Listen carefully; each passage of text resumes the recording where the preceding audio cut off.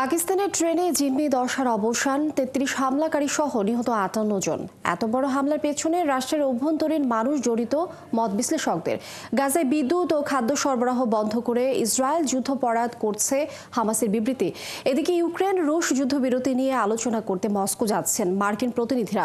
আটক ফিলিস্তিনি শিক্ষার্থী খলিলের মুক্তির দাবিতে নিউ ইয়র্কের আদালতের বাইরে শত শত মানুষের বিক্ষোভ।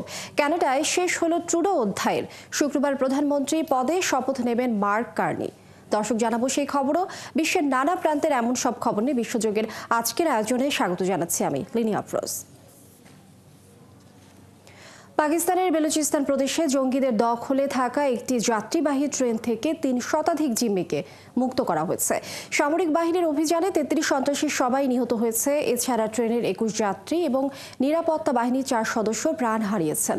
অভিযান শেষে পাকিস্তানের ISPR এই তথ্য জানিয়েছে। সেনাবাহিনীর মুখপাত্র জানিয়েছেন, হামলার সময় ট্রেনটিতে ৪৪০ জন যাত্রী ছিলেন।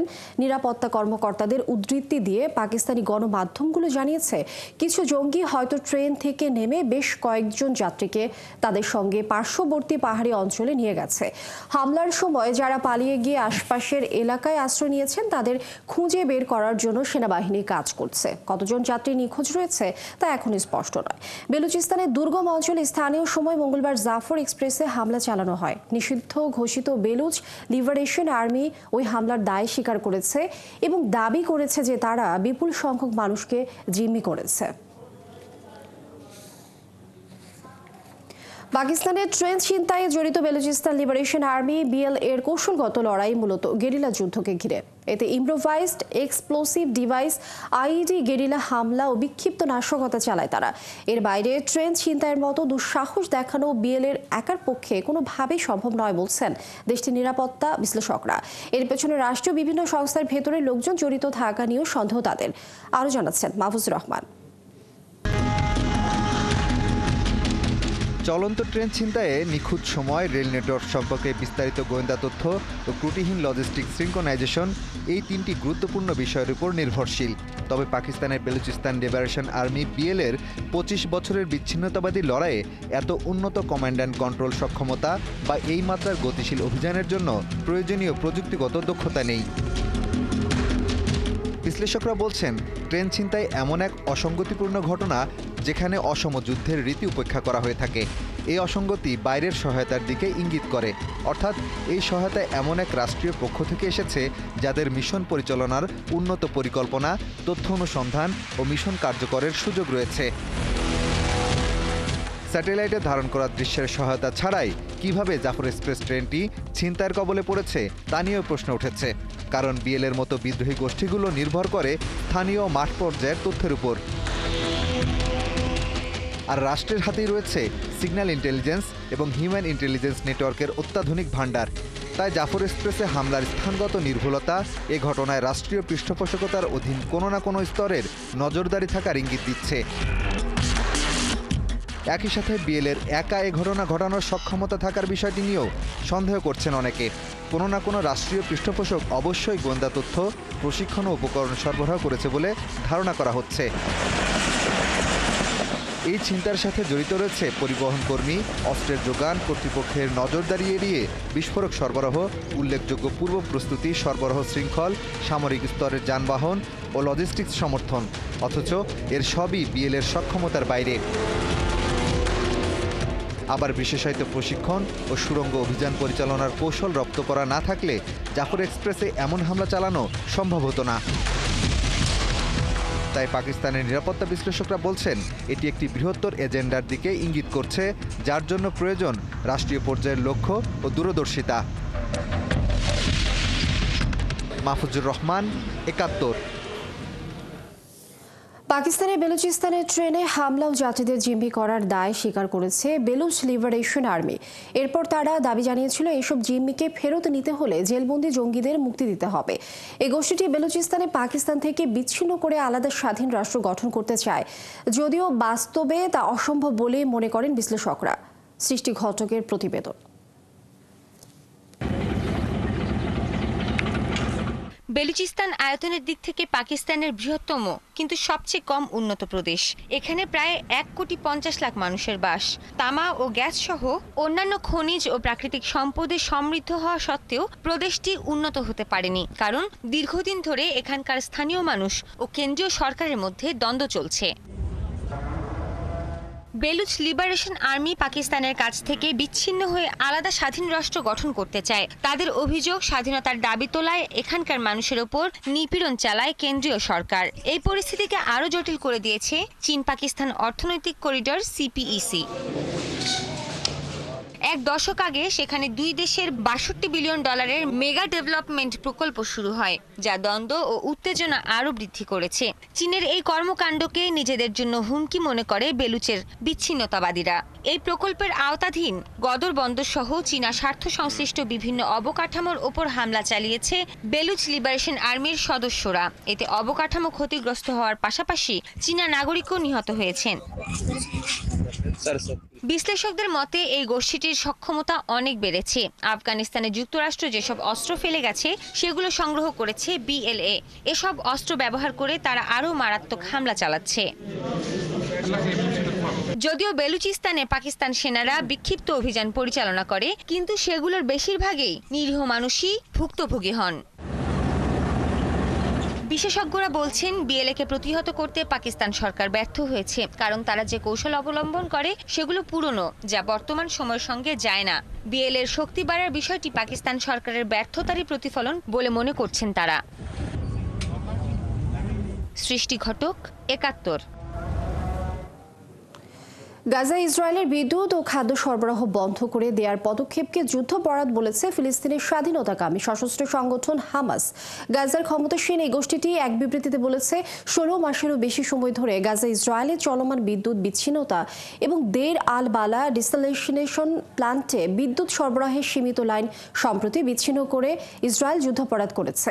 হামাস বলেছে, বেসামরিক নাগরিকদের বিরুদ্ধে যুদ্ধের হাতিয়ার হিসেবে ইসরায়েলের পানি ও খাদ্যকে ব্যবহার করছে এবং এটি আসলে গাজার মানবিক বিপর্যয়কে আরও খারাপ করার একটি পদ্ধতিগত প্রচেষ্টার অংশ। একই সঙ্গে গাজার ২০ লাখেরও বেশি বাসিন্দার উপর অভূতপূর্ব সমন্বিত শাস্তি আরোপের জন্য ইসরায়েলি প্রধানমন্ত্রী বেনিয়ামিন নেতানিয়াহুর সরকারকে অভিযুক্ত করেছে হামাস। সিরিয়ার নিরাপত্তা বাহিনীর সাথে সংঘর্ষে দেশটির ক্ষমতাচ্যুত সাবেক প্রেসিডেন্ট বাশার আল আসাদপন্থী আলাউইদ সম্প্রদায়ের সদস্যদের নিহতের সংখ্যা ১,৩৮৩ জনে পৌঁছেছে। ভূমধ্যসাগর লাগোয়া উপকূলীয় একাধিক শহরে আইনশৃঙ্খলা বাহিনী অভিযানে তারা নিহত হয়েছেন। বুধবার যুক্তরাজ্য ভিত্তিক সিরীয় পর্যবেক্ষক সংস্থা Syrian observatory for human rights এই তথ্য জানিয়েছে। সংস্থাটি বলছে, সিরিয়ার সরকারি নিরাপত্তা বাহিনী ও তাদের মিত্ররা পশ্চিম উপকূলীয় প্রদেশ লাতাকিয়া, তার্তুস ও পার্শ্ববর্তী হামাস প্রদেশে এই অভিযান চালিয়েছে। এদিকে সিরিয়ার পশ্চিমাঞ্চলের উপকূলীয় এলাকায় চলমান সহিংসতা থেকে বাঁচতে লেবাননে পালাচ্ছে দেশটির আলাউই সম্প্রদায়ের সদস্যরা। এরই মধ্যে অন্তত 10,000 আলাউই প্রতিবেশী দেশটিতে প্রবেশ করেছেন। তারা দেশটির উত্তরে বিভিন্ন এলাকায় আশ্রয় নিয়েছেন। ইউক্রেনের সঙ্গে 30 দিনের যুদ্ধবিরতির প্রস্তাবে রাজি না হলে রাশিয়ার উপর বিধ্বংসী অর্থনৈতিক শাস্তি আরোপেরও হুমকি দিয়েছেন মার্কিন প্রেসিডেন্ট ডোনাল্ড ট্রাম্প। তিনি আরও জানান, যুদ্ধবিরতি চুক্তি নিয়ে আলোচনার জন্য রাশিয়ার রাজধানী মস্কোয় যাচ্ছেন মধ্যস্থতাকারী মার্কিন প্রতিনিধিরা। এদিকে রাশিয়ার পররাষ্ট্রমন্ত্রী সের্গেই লাভরভ বলেছেন, রাশিয়ার স্বার্থবিরোধী কোনো বিষয়ে আপোষ করবে না মস্কো। বিস্তারিত মনিরুজ্জামান বাবুর প্রতিবেদনে।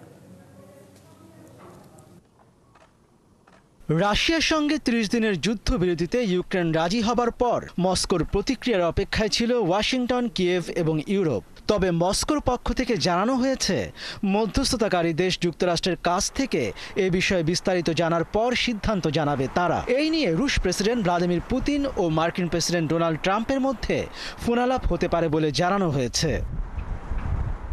এই বিষয়ে ক্রেমলিনের মুখপাত্র দিমিত্রি পেসকভ জানিয়েছেন, ইউক্রেনের প্রস্তাবিত যুদ্ধবিরতির বিস্তারিত যুক্তরাষ্ট্রের পক্ষ থেকে জানার অপেক্ষা করছেন তাঁরা।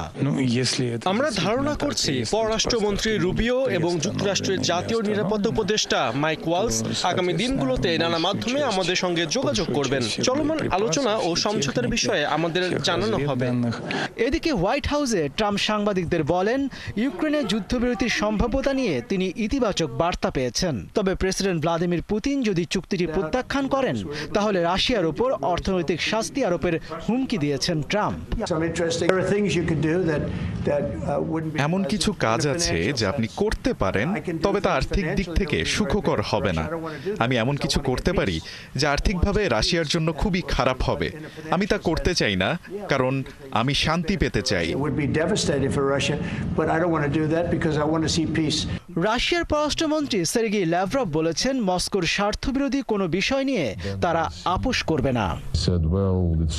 যদি স্থায়ী শান্তি চুক্তি হয় তাহলে রাশিয়া কোনো অবস্থাতেই ইউক্রেনে ন্যাটো সেনার উপস্থিতি মেনে নেবে না।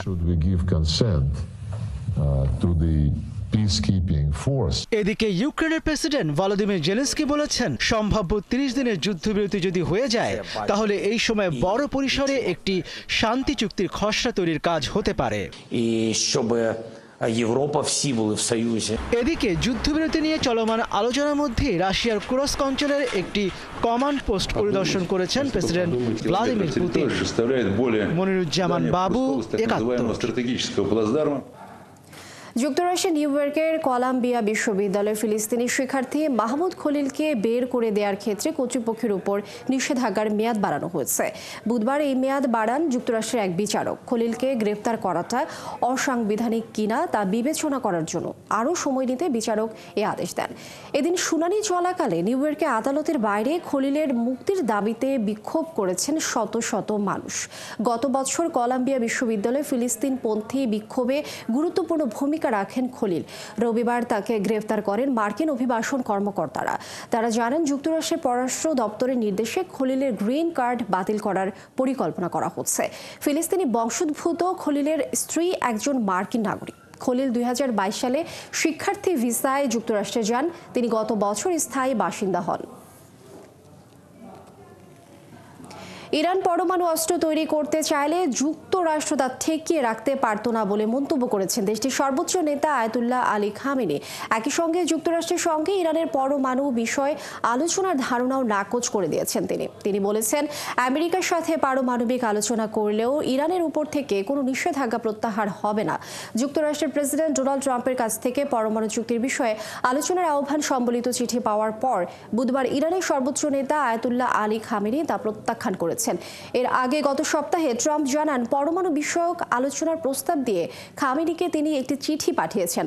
তবে সে সময় তিনি বলেন ইরানকে নিয়ন্ত্রণ করার দুটি উপায় রয়েছে, সামরিকভাবে কিংবা চুক্তি করে, যাতে তেহরানকে পরমাণু অস্ত্র তৈরি করতে বিরত রাখা যায়।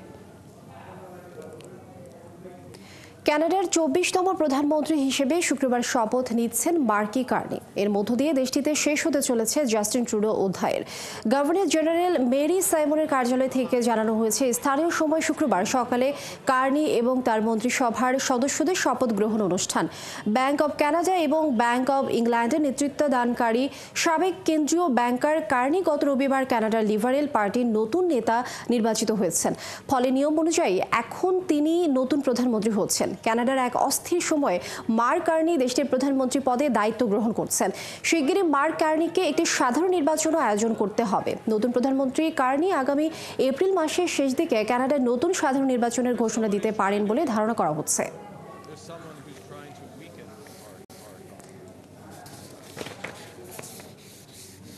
দর্শক, চলছে বিশ্বযোগ। এই ছিল আজকের আয়োজনে। কাল একই সময় আবারও হাজির হবে বিশ্বযোগ। চোখ রাখুন 71 ফেসবুক পেজে এবং সাবস্ক্রাইব করুন 71 ইউটিউব চ্যানেল। থাকুন 71 সাথেই।